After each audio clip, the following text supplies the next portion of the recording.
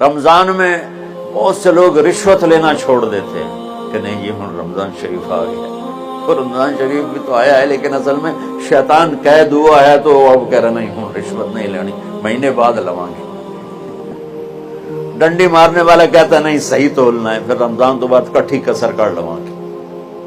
वो क्या वजह है पीछे? एक तो रमजान की बरकत है और एक शैतान का कैद होना है, और एक जन्नत के दरवाजों का खुल जाना, दोज़ख के दरवाजों का बंद होना, अल्लाह के अर्श का पहले आसमान पे मुस्तकिल डेरा डाल देना और फिर ऐलान करना है कोई बख्शिश आने वाला है, कोई माफी मांगने वाला है, कोई तौबा करने वाला है, कोई जन्नत मांगने वाला है, कोई दुनिया मांगने वाला, आओ मांगो।